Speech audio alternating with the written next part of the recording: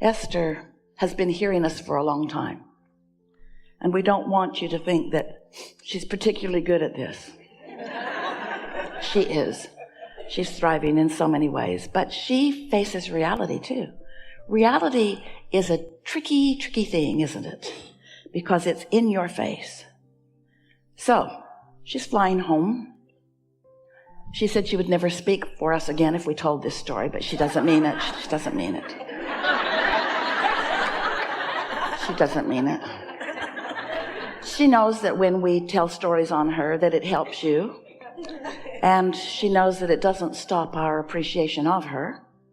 So she's flying from Denver back to Salt Lake City last week on Sunday.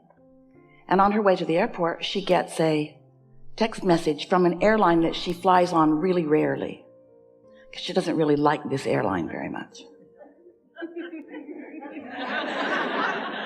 She flew with friends, and so she knew she had split energy, but so what? This is what.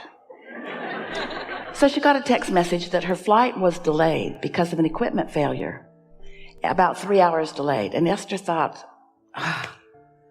okay, well, it doesn't really matter where I am, blah, blah, blah, blah, blah. I can be happy anywhere, blah, blah, blah, blah, blah. Well, she really sort of kind of means that, but she didn't like the delay. And she knows sometimes, because she's had the experience, and she believes that sometimes those delays get longer and longer and longer and longer and longer. You ever had those negative experiences? Esther has, but only with this particular airline. So when she got to the airport, she asked her driver to let her out in front of another airline. And she went to that counter and she said, my flight on United, you might as well know it sucks, is delayed. And so, do you have a flight to Salt Lake? And the girl said, yes. It's $900. And Esther said, perfect. She didn't really feel that way. All right. When does it leave? 55 minutes. And while the woman is typing, it goes away. And then there isn't another one that soon, but there's another one about an hour before her delayed flight is scheduled to leave. And Esther thought to herself, oh, that's a ridiculous amount of money to spend to save an hour of waiting. Even I am not that decadent. She is, but... So she walked away from the counter, sort of feeling the tug, feeling like she should have purchased that ticket. But she used her reasoning power and sort of was examining the look on the woman's face. The woman couldn't believe that anyone would do that. And so instead of Esther following her own impulse, which was strong, she didn't do it and she walked away. So she checked her big bag in with United Airlines, and then she waited with other people in the area all day. The delay kept being pushed out and out and out and out and out and out. She made a lot of friends. She had a very good time. And then, she told funny stories about airline delays. And then she told her favorite joke of all. Because the people she had made new friends with were worried about their baggage making it, because they were changing planes in Salt Lake and even to another airline. And Esther told a joke that she's known for years. Ha, ha, ha. Man went to the ticket counter and said, I'd like this bag to go to Maui and this one to Tucson and this one to Tulsa. And the person behind the counter said, oh, sir, we cannot possibly do that. And he said, why not? You did it last week.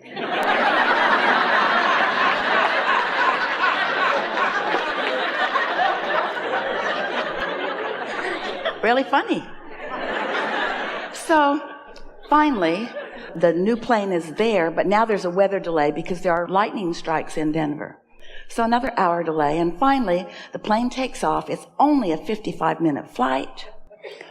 Esther lands, she's at baggage carousel, and all the bags come off, but not hers. Why would hers come off? Where was her vibration? Where was her expectation?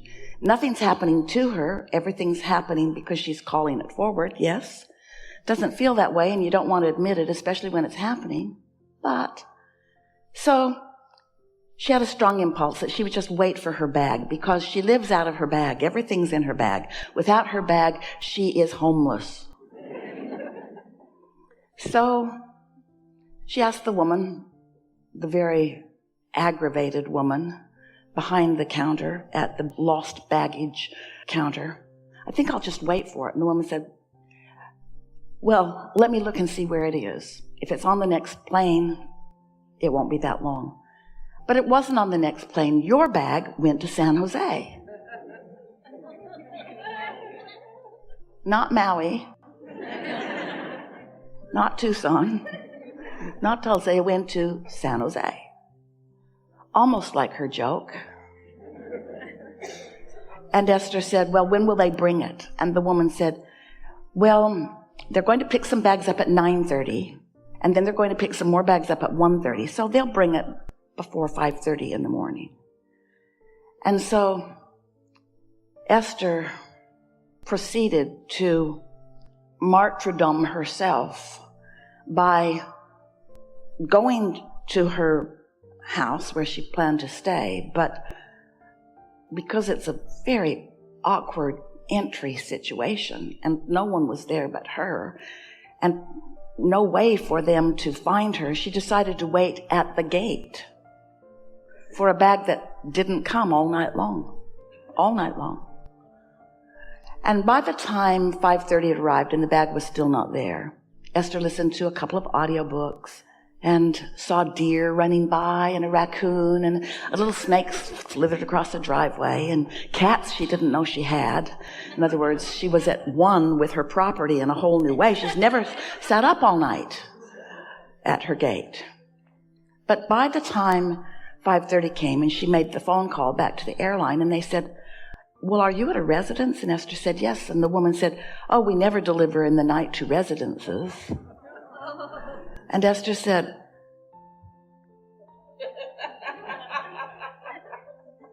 that would have been very nice to know 8 hours ago. So,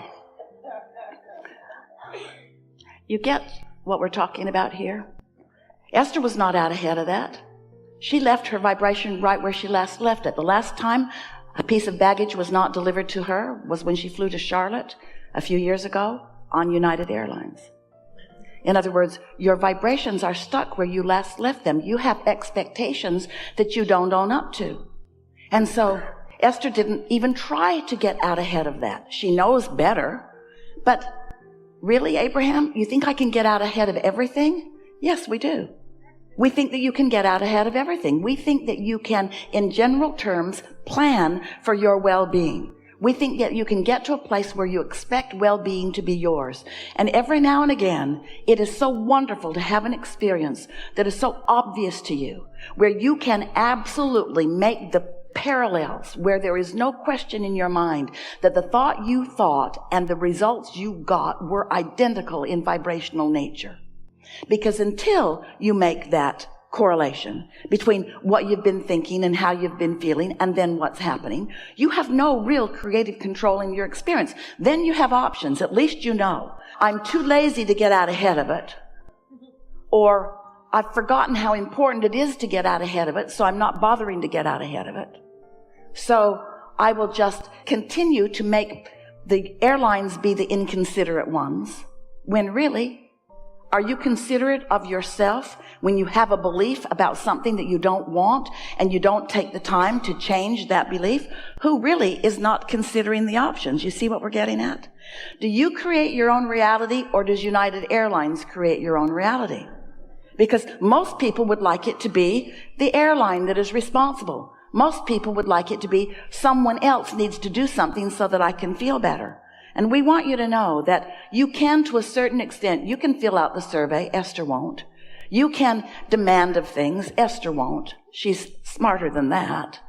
Or you can decide, once you have an experience that is unsettling and not preferred and really not wanted, you can reach the place where you finally say, and this is what we want you to hear above all things that you will ever hear from us, I give up all control of circumstances and situations and people and events. and I'm turning it over to the power of non-resisted thought. Because you just cannot control. You can't control. There are too many moving parts. Sometimes you think, well, it's just coincidence, or it's just odds, or just sometimes your bags come and sometimes they don't. No. Everything that happens to you in your experience is a direct response to the vibrational frequencies that you are offering on any given subject. You just often don't realize that you're offering those frequencies until you get the results. So there are two ways to know what you're doing vibrationally. And what you're doing vibrationally really matters, because what you're doing vibrationally is what equals your point of attraction. So what you're doing vibrationally is causing the universe to respond. And there are two ways for you to know what that is.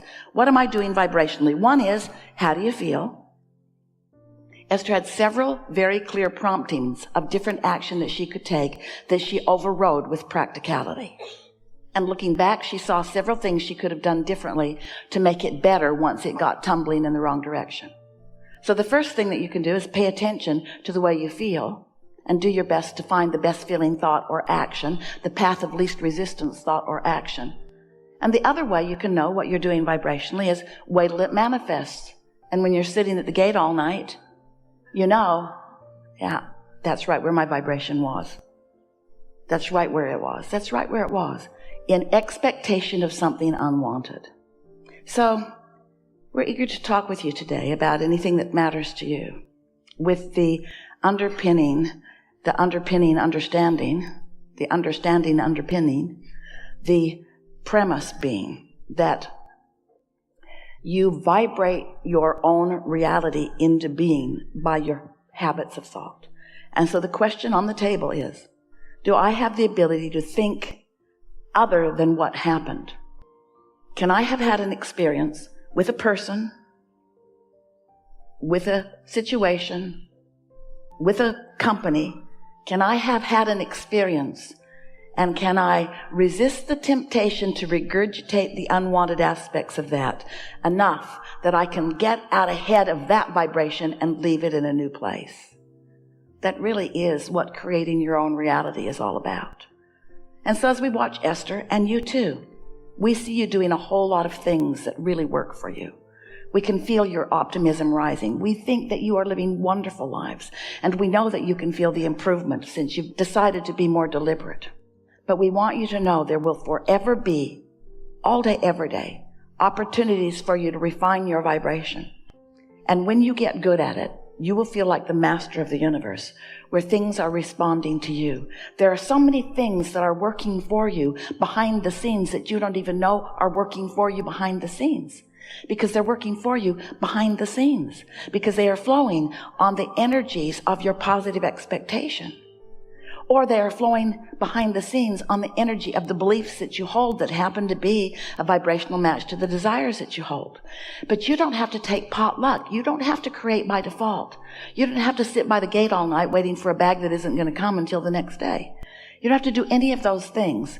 You can be the creator of your own experience. You can let go of the things you can't control while you give your undivided attention to the thing you can control. And that thing you can control is your own mood and your own attitude by the thoughts that you choose to think. But you've got to get out ahead of it. And why? Because the law of attraction is responding to what's active in your vibration, and what's active in your vibration is whatever it is, and the law of attraction is bringing you more of it, and that's what causes a momentum. So if you are thinking a non-resisted thought, if you are thinking a thought of well-being about yourself or someone else, and then the non-physical energies of the universe, all that is non-physical, who is purely non-diluted and non-resisted, joins you in that thought, you've got one powerful momentum going.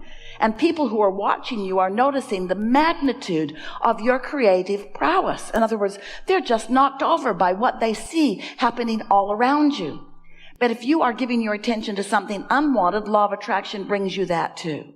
The distinction that we want you to hear is that when you get moving out ahead of it with the non-physical energies, with that non-resistant source energy, the ratio is enormous.